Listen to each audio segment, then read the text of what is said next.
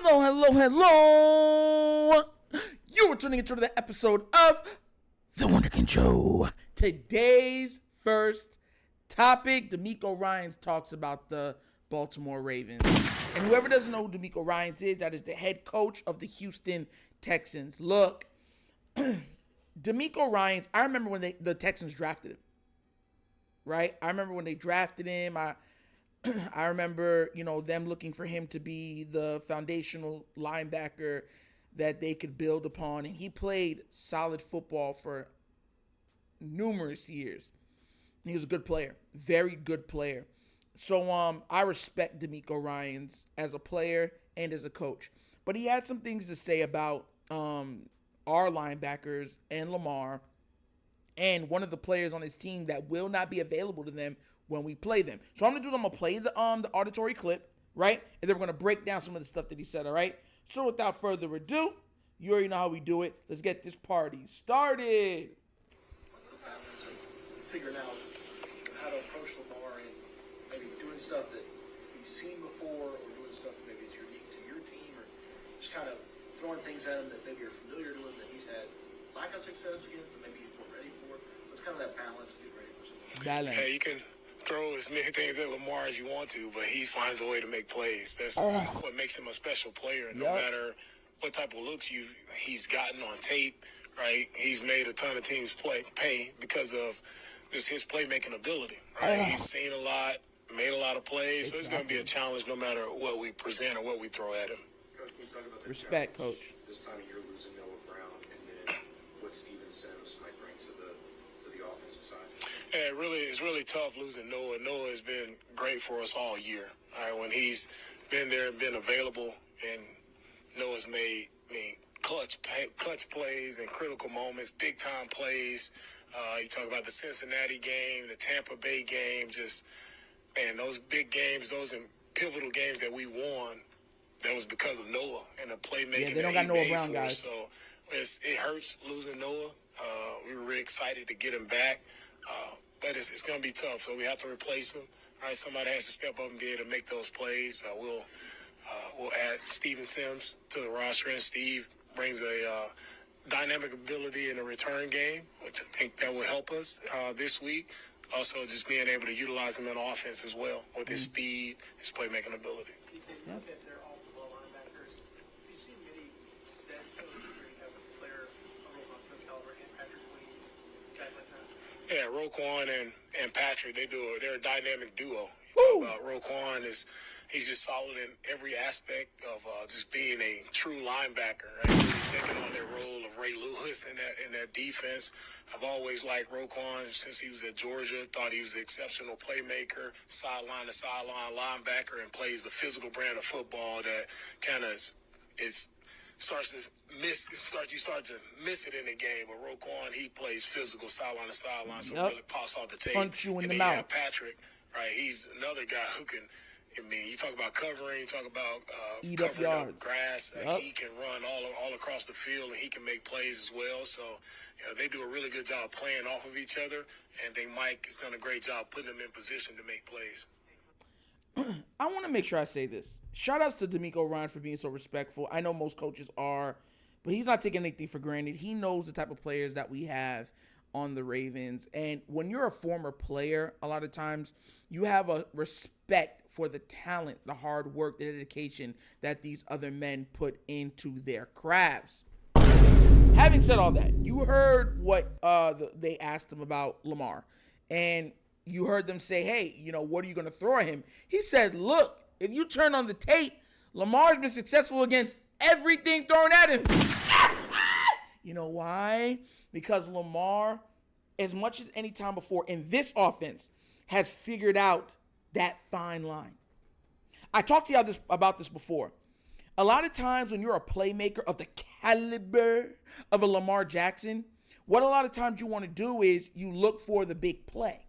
You get where I'm coming from? Because you know you could do it. It's like it's unmitigated belief in your abilities that have got you thus far and the showing of those abilities against elite talent. And he has shown, look, I can make guys miss, multiple guys miss.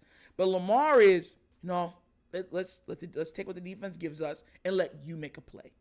Put the ball in your hands. If they beat one of my tackles, all right, I'll show them what these legs can do. But outside of that, no. Y'all go get open, and I deliver the ball. It's not delivery, it's DiGiorno. You know what I'm saying? That's how he comes in. So I love the mentality that we've seen Lamar put on tape. And mind you, I already told you guys, I always saw that from him. He just needed the opportunity. Steve Smith said it best, or Steve Young said it best. He just needs the opportunity to show that he could do that consistently. And the first year doing that, he is an MVP. And guess what?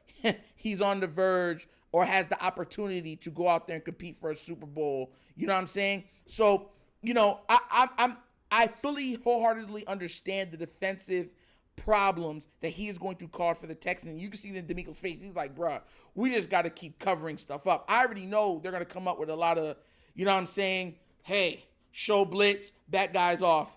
Show regular thing, put guys under pressure, because simulated pressure, as they like to call it nowadays, because he is so good at snapshotting the defense and then seeing where those pieces move out of that snapshot. That's what Lamar's brain works like. So this is another reason why I give the Ravens +1 in the offensive department, because of that ability. You got to understand Lamar's ability to look and snapshot that, and it's like a picture. And then that picture, he's like, oh, why is that guy still in that portion of the picture? Oh, they must be in this. Then he goes to doing. So Demeco is just giving respect to what he sees on tape, and Lamar has played MVP football all season. It's just that he hasn't went out there and just said, let me get these stats too. He's like, I don't care about that. I want to come out healthy, and I want to get this win. You know what I'm saying? Now, to our two linebackers, I will say this. I always said that our biggest weakness for our linebackers were mobile or receiving running backs, guys coming out of the backfield. And I know that that's a crazy weakness, because usually that's a problem for everybody. Like, having a receiving running back has always been a problem for most every linebacker ever. You know what I'm saying? So I get that portion of it, but that's where I will keep an eye on for the Texans, because they're going to be looking to put them in favorable matchups to try to get us out of our shells. You know what I'm saying? And shell is like, you know, zone coverage. So I'm not super worried, but I respect our opponent. I think our opponent is talented. I think they have a type of gumption, and I think they have that football naiveness. That's not even a word, but I can't remember the word I'm trying to look for. But it's like, I don't know what to do wrong. All I know is you're going to get these hands. You feel me? I'm too young to understand what's going on. So I'm just going to give you my all, and that makes them dangerous. So I'm not scared of them, but I do respect them, and I do respect the Ravens to be able to beat them. But we already know what they're going to be looking like. They're going to be looking to take advantage and go after and try to create matchup problems with our linebacker, and I think they're going to do it with running backs. Lamar, I think it's going to be a lot of simulated pressures, because the O-line has had trouble at times, holding up in pass pro. Now, here's another kicker. If we can establish the run from early,